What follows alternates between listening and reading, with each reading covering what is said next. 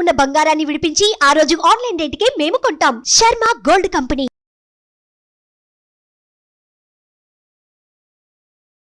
Suman TV ప్రేక్షకులకు నమస్కారం. ఇవాళ ఎపిసోడ్లో అందరూ చాలామంది ఆడవాళ్ళు అడుగుతూ ఉంటారు, ఏమంటే మాకు లలితా సహస్రనామం వచ్చు, విష్ణు సహస్రనామం వచ్చు, కాకపోతే ఏంటంటే కూర్చుని చేసుకునే టైం మాకు లేదండి, మార్నింగ్ పూట చాలా హడావుడిగా ఉంటుంది.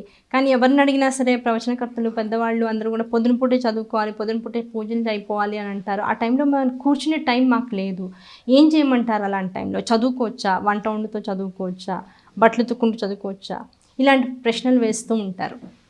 అయితే లలితా సహస్రనామం, అలాగే విష్ణు సహస్రనామం, శివ సహస్రనామం, లక్ష్మీ సహస్రనామం, దాంతోపాటుగా రకరకాల అద్భుతమైనటువంటి స్తోత్రాలు, వాంగ్మయము అంటారు వీటన్నిటిని కూడా.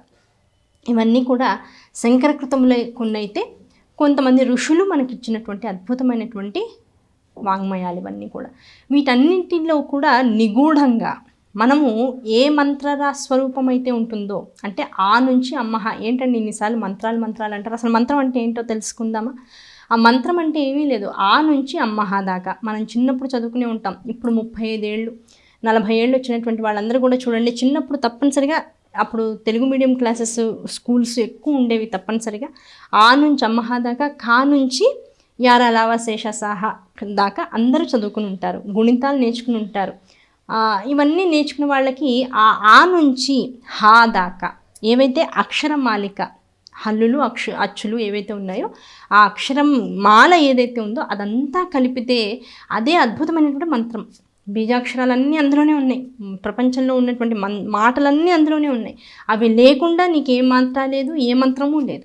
కనుక ఆ అనేటువంటి ఒక్కదాన్ని మంత్రం కింద మార్చాలనుకోండి, దానికి ఒక శక్తిని ఇవ్వాలి, అవునా కదా? ఇప్పుడు ఎవరినైనా పిలవాలి అంటే రా అంటాం.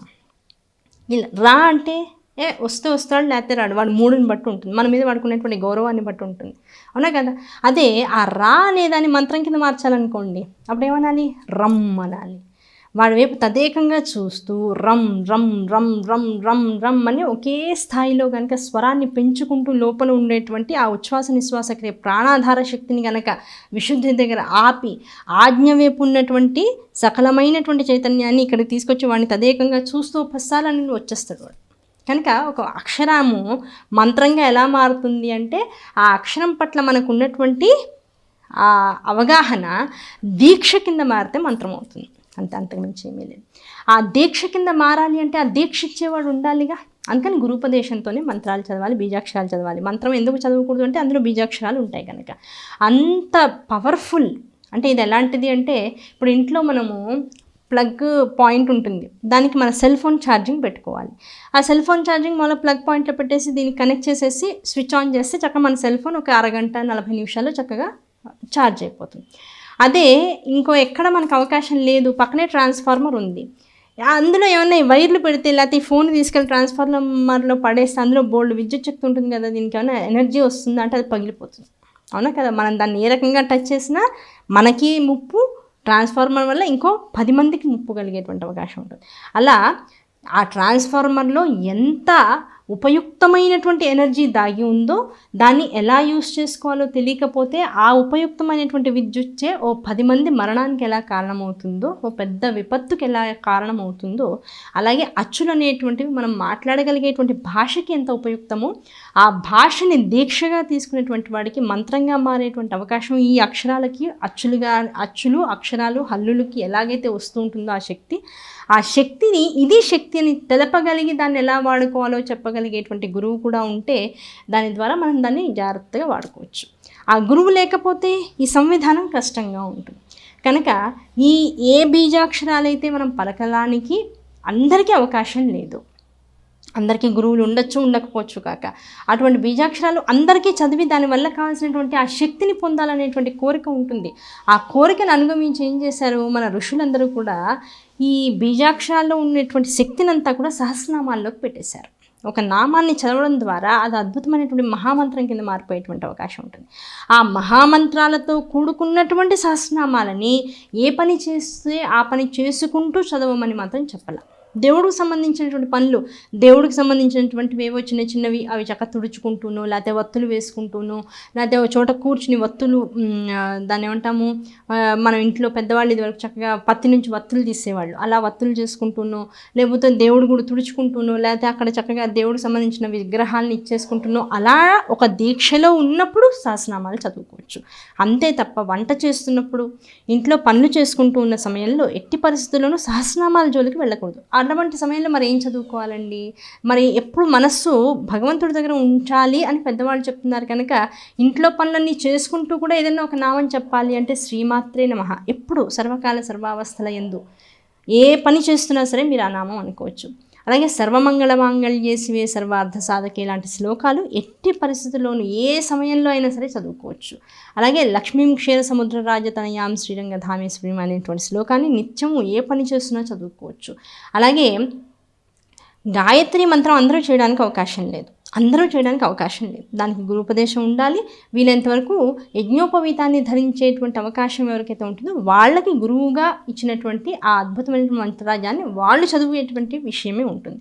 అలా కాకుండా అందరూ సర్వులు చేయదగినటువంటి ఒక గాయత్రి మంత్రం ఉంది. అదేమిటి? సర్వచైతన్య రూపాం తాం ఆద్యాం విద్యాం చ ధీమహి బుద్ధిం యానః ప్రచోదయాత్ అనేటువంటి నామం.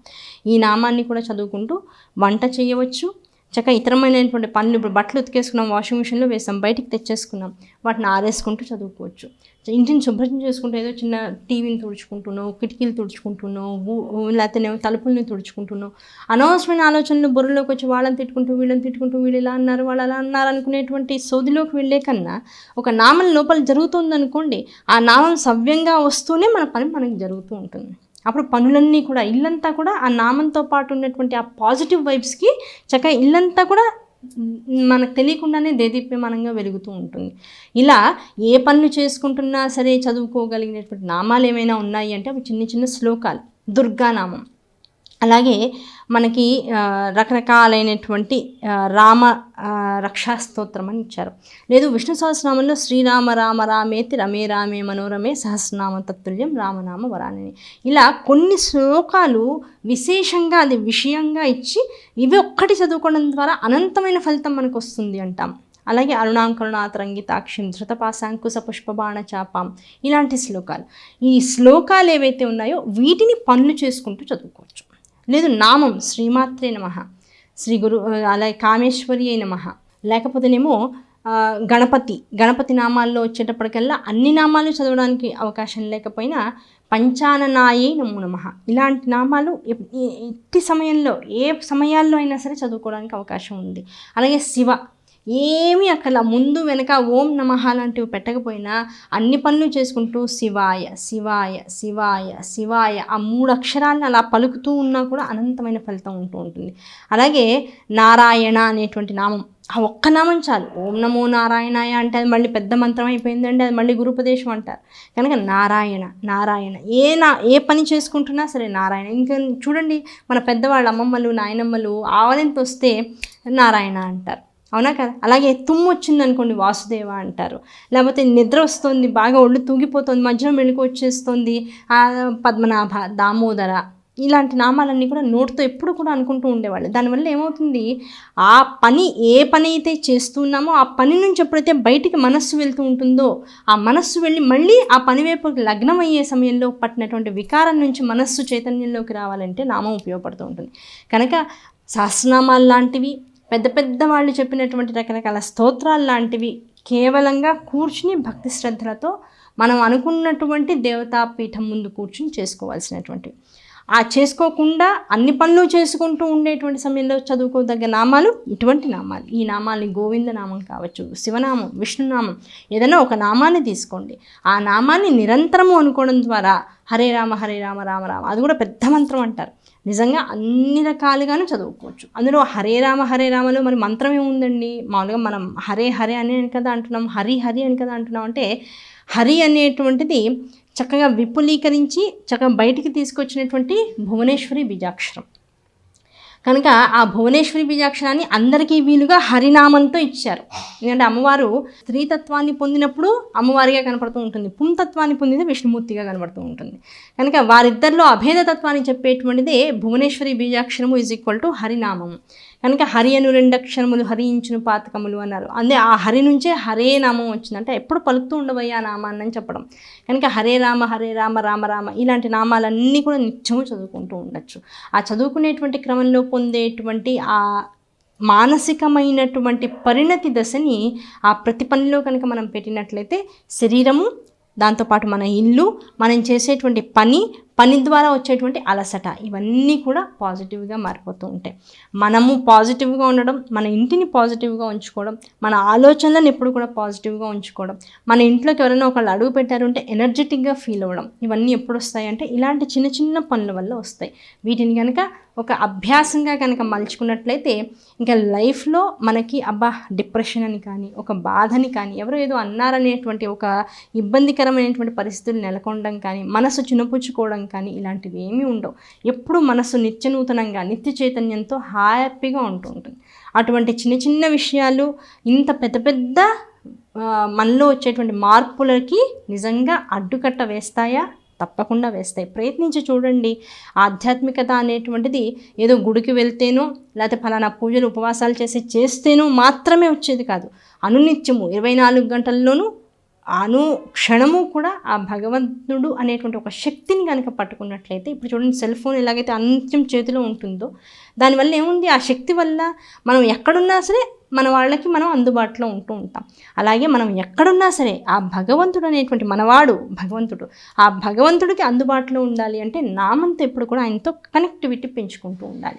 కనుక ఆ కనెక్టివిటీ అందరూ పెరగాలని, ఎవరు ఏ దేవతను నమ్ముతున్నా సరే, ఏ మతం వారైనా సరే, ఏ కులం వారైనా సరే, వారు నమ్మేటువంటి ఒక దైవానికి ఒక నామం, ఆ నామాన్ని నిరంతరము అనుకోవడం వల్ల కేవలం హిందువులకైనా, కేవలం ముస్లింల లేకపోతే క్రిస్టియన్ల, ఇవన్నీ మనం ఏర్పాటు చేసుకునే విభాగాలు. భగవంతుని చేరుకోవడానికి మతాలు ఏమీ అడ్డురావు. వాటిని మించి నామం అనేటువంటిది ఉంది. ఆ నామం ద్వారా మాత్రమే భగవంతుడిని చేరుకునేటువంటి అద్భుతమైన అవకాశం ప్రతి వాళ్ళకి లభిస్తుంది. భగవంతుడు అంటే ఒక రూపం కాదు, గుర్తుపెట్టుకోండి, ఒక శక్తి. ఆ శక్తి వైపుకు ప్రతి వాళ్ళు ప్రయాణం చేయడం అనేటువంటి వైపు కనుక మనస్సుని మళ్లించినట్లయితే ఆ శక్తి మనకి వస్తుంది. ప్రతి వాళ్ళం అంతటి శక్తిని పొందేటువంటి వాళ్ళం అవుతాం. అటువంటి శక్తియుతమైనటువంటి దేశంగా భారతదేశం, అటువంటి శక్తిని ఇచ్చేటువంటి మనుషులుగా భారతీయులందరూ కనుక మారితే ప్రపంచం ఎప్పటికీ కూడా ఇబ్బంది పడాల్సిన అవసరం ఎప్పటికీ ఉండదు. అటువంటి శక్తిని ప్రతి వాళ్ళు పొందాలని మనస్ఫూర్తిగా కోరుకుంటూ నమస్కారం.